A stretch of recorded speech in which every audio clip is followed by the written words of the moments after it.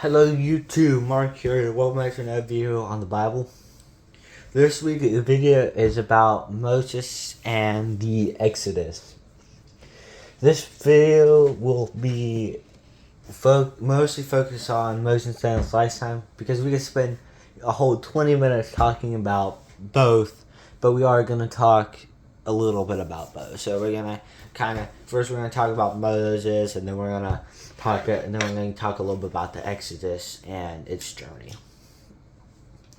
Now, Moses was one of the most influential figures in the Old Testament. There's a reason he gets compared to Elijah a lot of the times in the New Testament because he was just that great. But let's talk about who he was, not just what he was.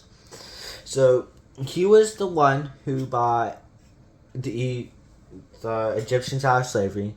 Now, the story of Moses is pretty well known, but many probably don't know who he was or where he came from. But I bet many of you do. Now, Moses was born in a time when the Pharaoh of Egypt, cool fact, he doesn't have a name, commanded the wives that if they had any children that they throw them into the Nile because he had a vision that someone was going to save the Jewish people from slavery, and he didn't want that. He wanted his slaves. Now, when a Levi man went and married a daughter of a Levi, they had a child. Now, doing something she was not commanded to do, she held the baby for 3 months, and when she could not hide him any she wanted, she made it a basket and set her on her way. Now, the basket floated down the river, and it landed in the daughter of Pharaoh. And she took him back and nursed him. She named him Moses, meaning son or born. Moses lived till 80 years of age because he killed a man when he was around 40 years old and killed a man when he was probably like a teenager because he was like messing up with a Jewish man or something, and he didn't like that, so he killed him. And he went into hiding till he was 40. Now, when he was 40, Moses had a vision with the burning bush, like God commanded him, the burning bush. And you know how the story goes, but he did that, and yeah. So now when Moses had when Moses was getting commandments from God, we see that he went up to the Pharaoh and put the 10 plagues on Egypt. Now, the Pharaoh didn't budge. He was totally just like, I'm standing my ground. I'm totally standing my ground and I'm not letting go. So he put 10 plagues on Egypt from God, and the last one, Pharaoh finally let go and released the people.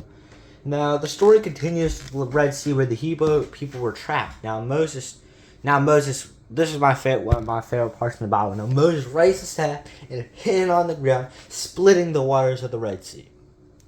Absolutely banger. Like, you know, like that scene from the Lord of the Rings when Gandalf takes his staff and it's like, "You shall not pass," and that's basically like that, what Moses did, but like better. So now the story goes to Mount Sinai, where Moses seeks instruction from the Lord our God. Now, down at the bottom of the mountain, Moses' brother Aaron helped build a golden calf and worshipped it with the Israelites, who were a bit bored because they were just a bit bored, and they're like, "Come on, Moses, why are you like late?" Now, when Moses got back down from the mountain, he had the 10 Commandments in his hand. Well, when he saw that the people were worshiping a golden calf, he basically dropped the 10 Commandments out of just like pure shock and confusion, because he just came down from the Lord that said, like, you shall not worship any other gods. Like, that was just that. And so now we see that Moses went back up to Sinai to get more instruction from the Lord, because he was like, bruh, come on, why'd you have to do me like that? And now we're going to talk about the book of Exodus. Now we see that the book of Exodus can be split into 2 parts. The first being Moses' exodus with the Hebrew people from the Mount Pharaoh of Egypt. The second being the law that God gives on the mountain on top of Sinai.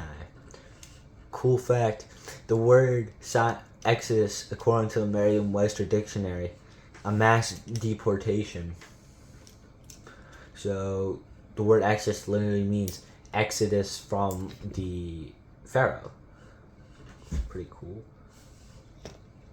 Probably a lot of you knew that, but like, still cool.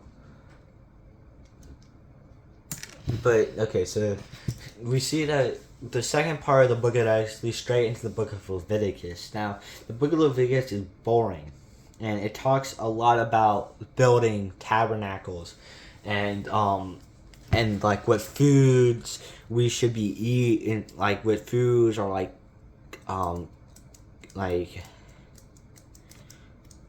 which foods are like that bad, rotten, and stuff like that. And Moses reads religious law from that book.